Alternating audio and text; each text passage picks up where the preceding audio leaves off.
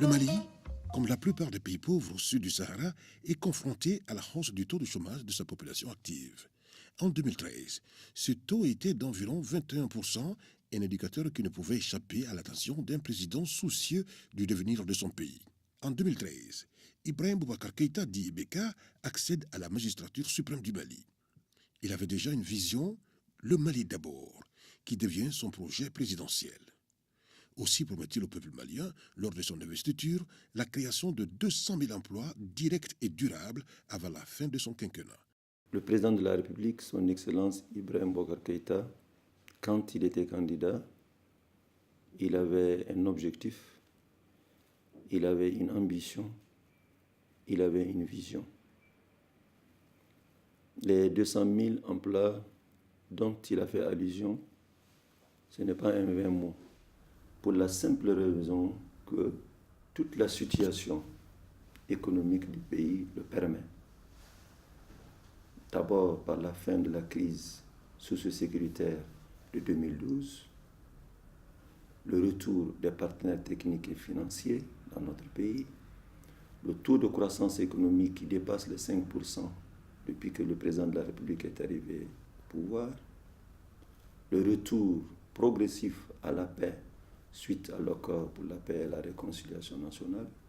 Voilà un certain nombre de paramètres qui ont milité en faveur de la création de cet objectif de 200 000 emplois.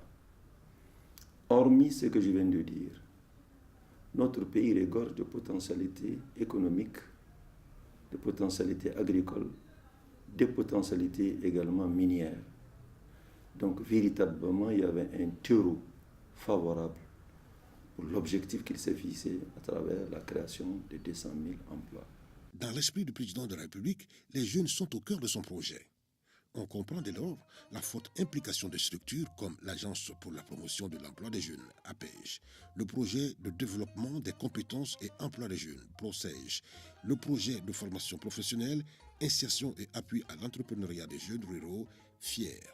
Fondamentalement, la mission de l'APEJ est de concourir à la création d'emplois pour les jeunes âgés de 15 à 40 ans par le biais du renforcement de leur employabilité, le développement de l'esprit d'entreprise et l'appui au financement de leurs projets.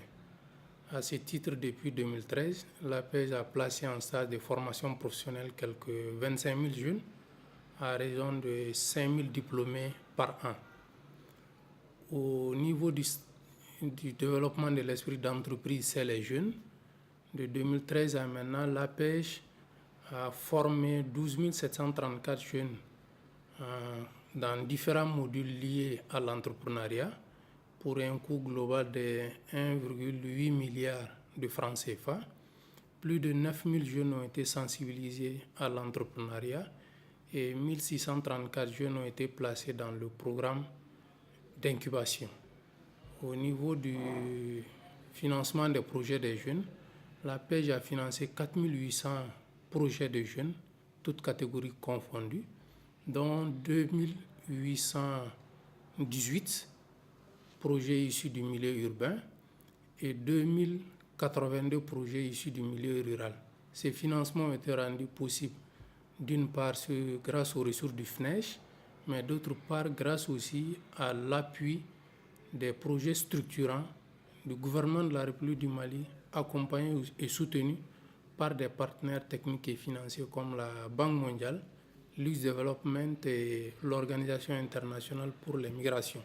Le projet de développement des compétences et emploi des jeunes, PROCEJ, a été initié par le ministère de l'Emploi et de la Formation professionnelle en vue du renforcement de l'apprentissage et de l'insertion socio-professionnelle des jeunes, avec comme cible principalement les jeunes non scolarisés, faiblement scolarisés et des diplômés, soit environ 47 000 jeunes âgés de 15 à 35 ans.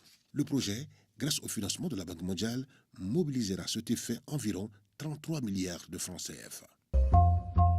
Le projet, c'est une initiative du gouvernement du Mali, accompagnée par le groupe de la Banque mondiale, qui vise essentiellement à trouver une solution à la problématique de l'emploi des jeunes au Mali.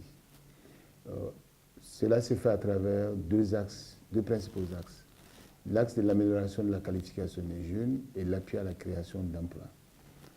Concernant l'axe amélioration de la qualification des jeunes, nous avons des chantiers importants. Ces chantiers concernent le renforcement du système d'enseignement technique, public et privé. Concernant les établissements publics, nous avons 6 établissements que nous sommes en train de renforcer aujourd'hui dans les créneaux porteurs, qui sont l'agroalimentaire, les cuirs et peaux, le BTP et autres.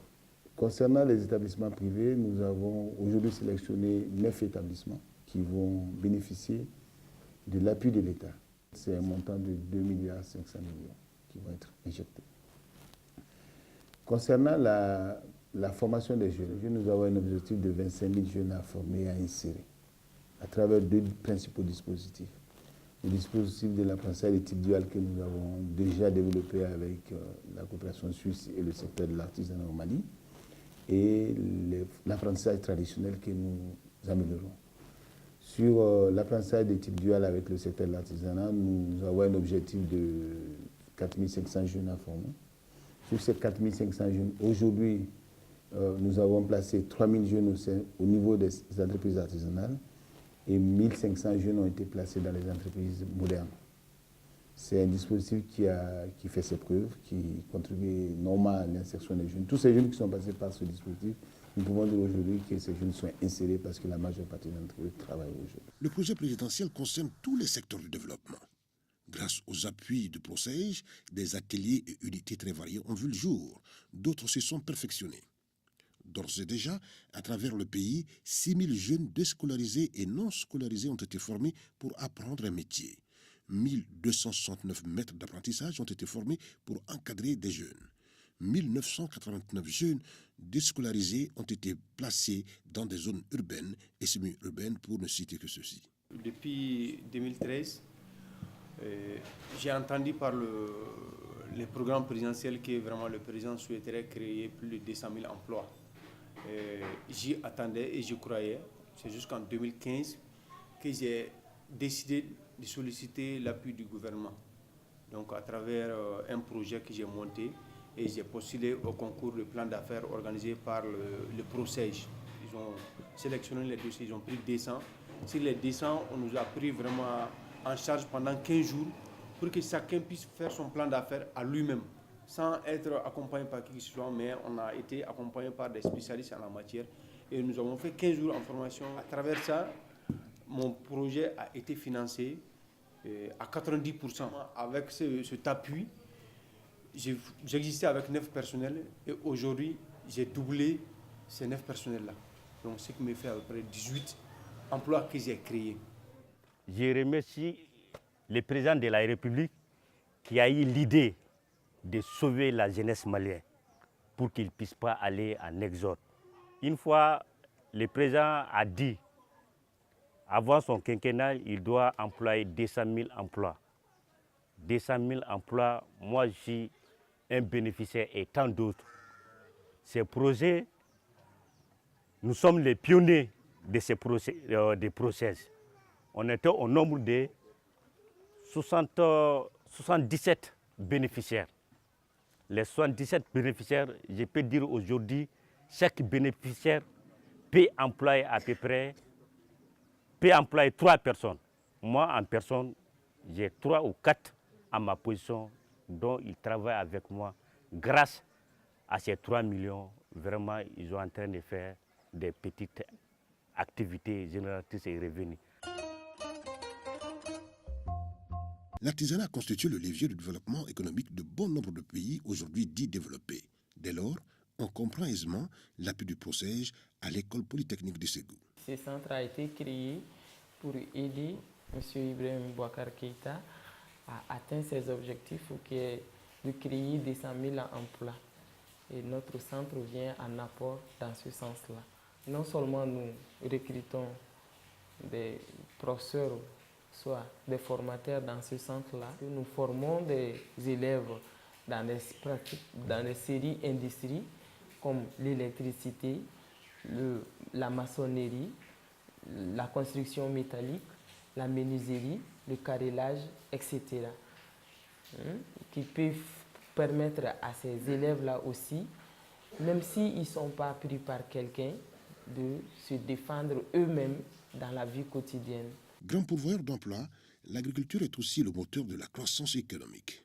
C'est pourquoi le président Ibrahim Boubacar Keïta a lui-même lancé en octobre 2014 le projet de formation professionnelle, insertion et appui à l'entrepreneuriat des jeunes ruraux, FIER, qui est une initiative intégrant sa vision de création d'emplois en milieu rural. Le financement est assuré par le Fonds international pour le développement de l'agriculture, FIDA. À la date d'aujourd'hui, le projet FIER a financé 564 projets, 225 activités génératrices de revenus à Koulikoro, 309 activités génératrices de revenus à Sikasso, 16 micro-entreprises rurales à Koulikoro et 14 micro-entreprises à Sikasso. Ça fait au total 564 projets. Ces projets ont été financés au profit des jeunes hommes et femmes. À la date d'aujourd'hui, le nombre de femmes bénéficiaires du projet est de 283 contre 281 hommes. Les secteurs qui ont été financés sont le secteur de la production, qui a consommé à la date d'aujourd'hui 150 millions et quelques. Le secteur de la transformation, 5 millions. Le secteur de la commercialisation, 109 millions. Et la maintenance agricole, 7 millions. Parce que chaque projet financé a créé au minimum 2 emplois supplémentaires. Minimum en moyenne 2 emplois supplémentaires. Donc, en multipliant 500 projets par le nombre d'emplois qui va être créé. Et c'est des jeunes qui sont dans les villages, qui ne sont plus intéressés à venir faire de l'exode, qui ne sont plus intéressés à aller migrer. Là où on a un peu d'effort à faire aujourd'hui, c'est d'encourager les jeunes à aller vers la transformation. Parce que ce n'est pas nous qui choisissons les projets, c'est les jeunes qui choisissent ce qu'ils veulent faire. Et on les accompagne dans leur choix. Maintenant, pour augmenter la valeur ajoutée sur les produits, c'est d'encourager les gens à aller vers la transformation. Monsieur Draman Traoré, jeune diplômé, et Adaman Sidibé, un jeune paysan, tous de Kolandieba, sont comblés de pouvoir profiter du projet présidentiel à travers le projet FIER. Aujourd'hui, je suis vraiment très ravi de voir réellement que mon entreprise est réellement s'épanouie de plus en plus. Avec l'appui du projet FIER, nous avons réellement amélioré considérablement nos produits. Notre objectif, c'est de pouvoir contribuer au développement de la localité et en apportant réellement notre pierre à l'édifice qui est là à créer beaucoup d'emplois. L'argent qui nous a été donné, c'est un prêt pour un moment. C'est-à-dire qu'une fois qu'on finit de rembourser, et les 60%, ça veut dire que les 3 millions nous reviennent comme une subvention. Donc ça, c'est du jamais vu. Nous avons un certain nombre de structures qui ont un certain nombre d'objectifs par rapport à l'accompagnement qu'ils font en direction des femmes et des jeunes. Cela contribue véritablement à apaiser le climat social. Plus ils interviennent, mieux ça vaut. Plus ils accompagnent, mieux ça vaut. Plus ils s'y mettent, ils installent des jeunes et des femmes à leur compte en termes d'auto-employabilité, surtout des jeunes et des femmes qui, à leur tour également, créent de l'emploi. Cela contribue véritablement à l'apaisement du climat social pour accompagner l'effort politique du président de la République lorsqu'il a signé l'accord pour la paix et la réconciliation nationale. Donc, notre principale perspective, c'est d'investir beaucoup dans le centre du Mali, emprunt à d'énormes difficultés sécuritaires, mais aussi les régions du Nord, notamment la région de Tombouctou, la région de Taoudeni nouvellement créée, celle de Ménaka aussi, la région de Gao et la région de Kidal.